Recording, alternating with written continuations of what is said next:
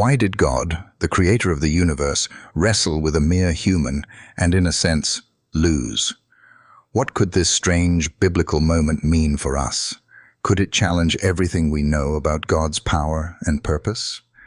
Let's dive into this mysterious encounter and uncover its true meaning.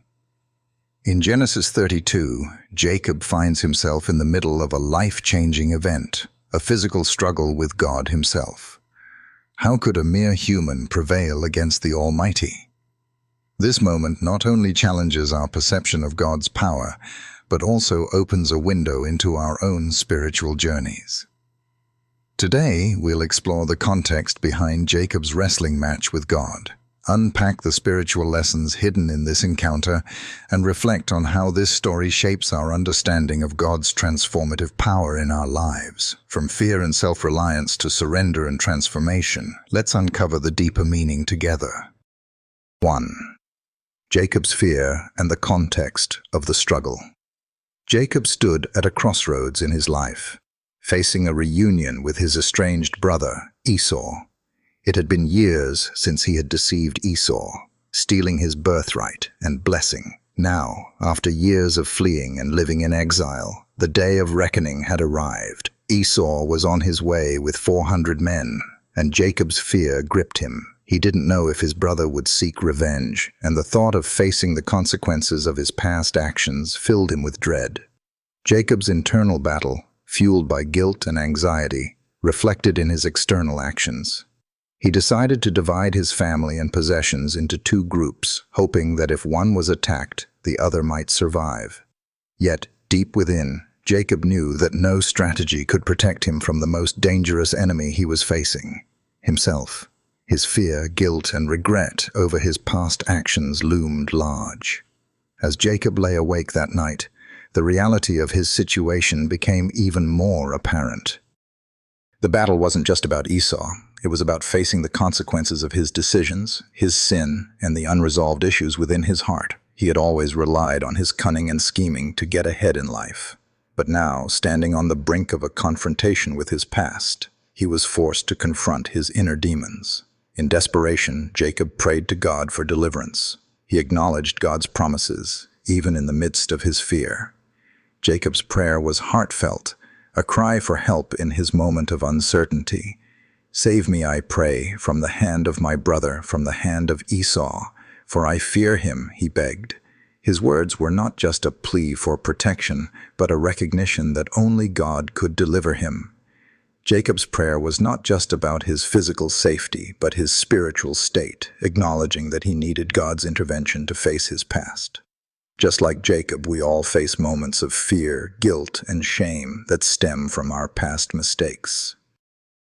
It's easy to think that our sins define us, or that the consequences of our actions are too great to overcome.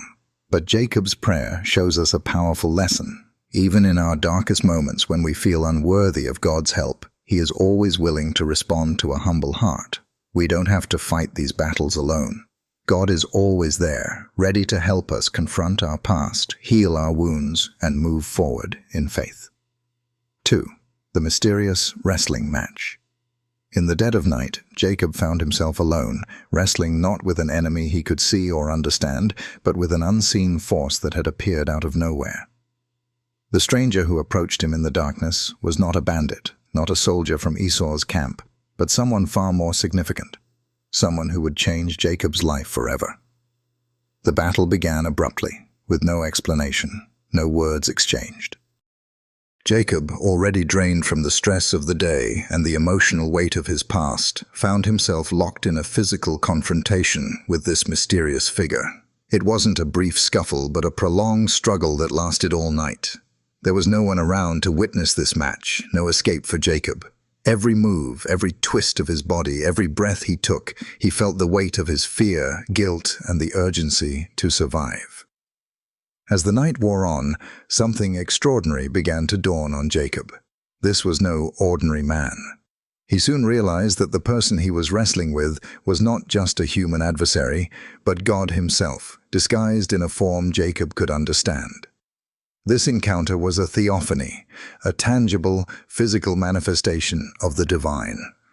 While Jacob initially thought he was fighting for his life, it became evident that he was also wrestling with something deeper, the turmoil within himself, his past, and his relationship with God.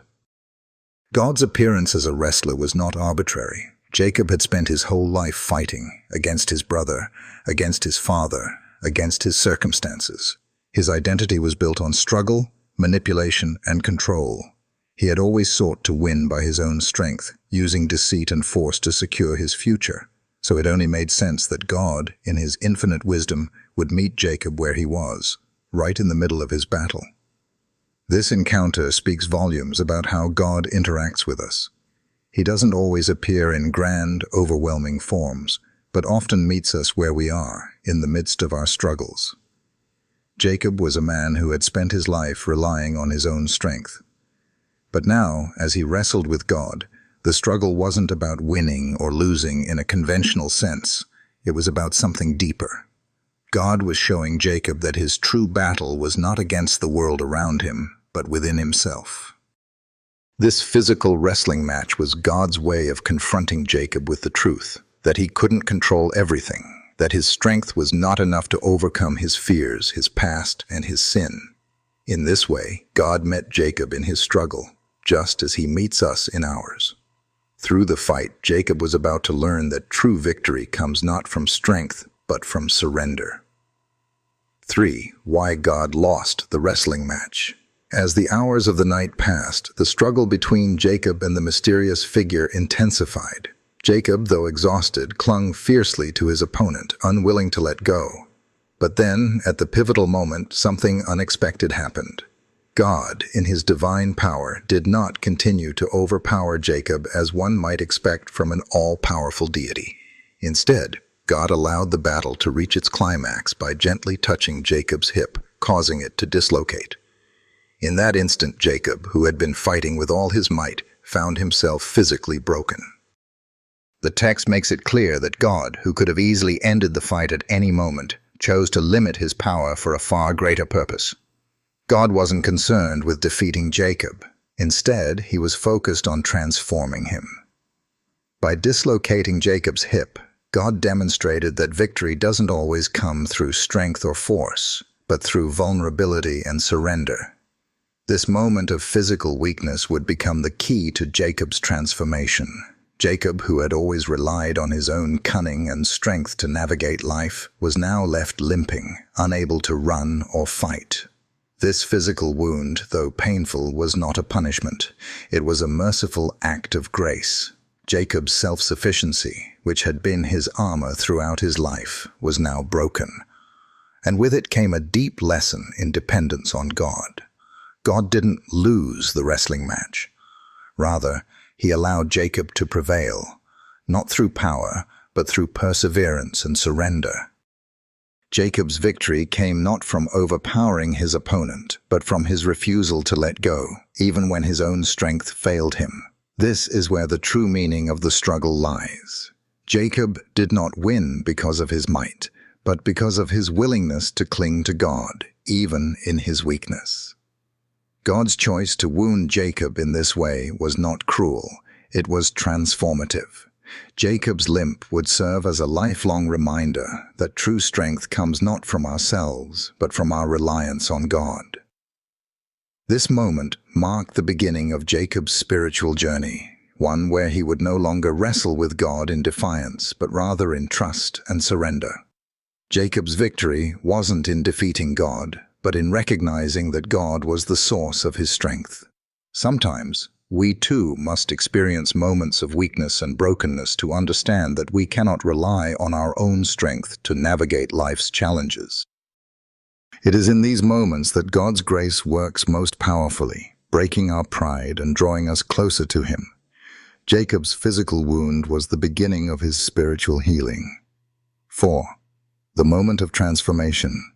After the dislocation of Jacob's hip, a significant shift occurred in his heart. Despite the pain, despite being physically broken, Jacob would not release his opponent. He clung to God with all his remaining strength and cried out, "I will not let you go unless you bless me." It's here that the full impact of the wrestling match becomes apparent. This declaration of Jacob's is not just an expression of physical endurance, but of spiritual surrender. Jacob, the man who had spent his life scheming, deceiving, and relying on his own strength, now understood that true blessing comes only from God. He no longer sought to take it or manipulate his way into it, but rather sought it through complete submission. This is where Jacob's transformation reaches its peak. God asks Jacob, "What is your name?" A question that at first glance may seem unnecessary. God, after all, is omniscient and already knows the answer. But God's question is not about gathering information. It's about confrontation. It's about Jacob confronting his own identity and acknowledging the person he had been all along. In response, Jacob admits, "I am Jacob." The name Jacob carries the meaning of deceiver or supplanter, representing the man Jacob had been for most of his life. In that moment, by admitting his true nature, Jacob lays down his pride. The name he had carried, one tied to his deceptive actions, was now exposed for what it was, a false identity built on lies and manipulation. And as Jacob faces this truth, God offers him a new identity. "Your name shall be called no more Jacob, but Israel. For as a prince hast thou power with God and with men, and hast prevailed." In this pivotal moment, Jacob's old identity is cast aside, and a new name, Israel, is given, signifying that he is now a man who has wrestled with God and prevailed not through strength, but through faith and perseverance. This new identity symbolizes not just a change in name, but a profound transformation in Jacob's heart. The old Jacob, the deceiver, died in that moment, and Israel was born. This was a complete spiritual metamorphosis, a recognition that true victory in life doesn't come from manipulating circumstances or others, but through surrendering to God and allowing Him to shape us into who He created us to be. For Jacob, the physical struggle was the catalyst for his spiritual awakening, but for us, the lesson is the same. It is in moments of wrestling with God, moments when we are stripped of our self-sufficiency, that we experience the most profound transformation. The greatest blessings in life come when we stop trying to control everything, when we acknowledge our need for God, and when we allow Him to define us. Jacob's journey from deception to blessing shows us that true identity and transformation are found in surrendering to God's will and trusting that His plan for us is far greater than anything we could achieve on our own. 5. The wound as mercy and grace. As the wrestling match between Jacob and God draws to a close, something profound happens. In the midst of the struggle, God does not simply defeat Jacob. Instead, He touches Jacob's hip, dislocating it. This single touch from God renders Jacob powerless, unable to continue the fight. It's here that we encounter one of the most striking elements of this encounter, God's choice to wound Jacob. It's not an act of punishment or cruelty, but one of mercy and grace. Jacob had spent his entire life relying on his own strength. From his birth, he fought for his place, for his identity, and for what he wanted. He had relied on cunning and manipulation to get ahead. Even in this struggle with God, Jacob was holding on with all his might, unwilling to let go. But now, God touches the place of Jacob's greatest strength, the very foundation of his ability to fight, and in an instant, that strength is gone. Why did God do this? Why didn't He just end the match earlier and bless Jacob? The answer lies in the deeper meaning of the wound. God's act of wounding Jacob was not about destroying him. It was about transforming him. By weakening Jacob's physical strength, God was teaching him a crucial lesson. True strength does not come from self-reliance, but from dependence on God. Jacob had spent years trying to do everything on his own terms, relying on his own abilities and manipulative strategies. But now, with a dislocated hip, Jacob could no longer rely on his own power. He had to rely on God. The limp that Jacob now bore was not a mark of defeat, but a symbol of his encounter with God, a constant reminder of his brokenness and his transformation. It was a physical manifestation of the spiritual truth that true strength is found in surrender, not in self-sufficiency. This wound was a grace. For it was through this moment of weakness that Jacob was able to experience the fullness of God's power and grace. Similarly, in our own lives, God sometimes allows us to experience weakness, brokenness, or struggle, not to punish us, but to lead us closer to Him. We all have our hips, the places where we rely on ourselves the most. It might be our ability to control situations, our wealth, our relationships, or our skills. But just as God touched Jacob's hip, He often touches the very areas in our lives where we are most self-reliant in order to show us that true strength comes from Him alone. Just as Jacob's limp was a sign of God's transformative grace, our weaknesses, when surrendered to God, can become the places where His power shines through the most. Our struggles don't need to define us. They can be the very tools God uses to shape us into the people He created us to be. Jacob's limp didn't disqualify him from God's blessings. It was the beginning of his new life, his new identity as Israel. In the same way, our brokenness, when yielded to God, becomes a powerful testimony of His grace and mercy. Conclusion. As we reflect on Jacob's wrestling match with God, we see a powerful reminder of how our struggles with God aren't meant to break us, but to transform us. Jacob's story teaches us that through surrender and perseverance, we can experience the true blessings of God. His fight wasn't about winning or losing in the traditional sense. It was about his transformation from self-reliance to absolute dependence on God. Just as Jacob walked away from that encounter with a limp, we too might walk away from our own struggles with God marked by brokenness, but in the most beautiful way. Our wounds, our weaknesses, can be the places where God's strength is made perfect. It's through these moments of vulnerability that we discover what true victory looks like, not in conquering our circumstances, but in surrendering to God's will. Jacob was given a new identity. He was no longer the deceiver, but Israel, the one who wrestles with God and prevails.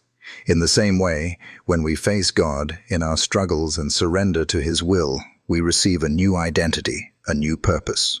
We move from self-sufficiency to complete reliance on God, and in that process, we find our true strength.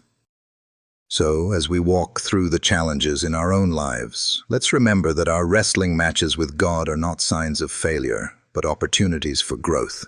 Embrace the moments of weakness and surrender, knowing that they are the very tools God uses to transform us. If this story of Jacob's transformation resonated with you, don't forget to like, share, and subscribe. Let's continue to explore the powerful lessons from the Bible and the incredible ways God works in our lives. And I want to hear from you. What is the wrestling moment in your life where you experienced God's transformation? Share your thoughts below. Let's continue to encourage one another on this journey of faith. What moments of struggle have you experienced where you had to surrender to God's will? How did those moments transform you? Share your story in the comments below, and let's encourage each other on the journey of faith and transformation.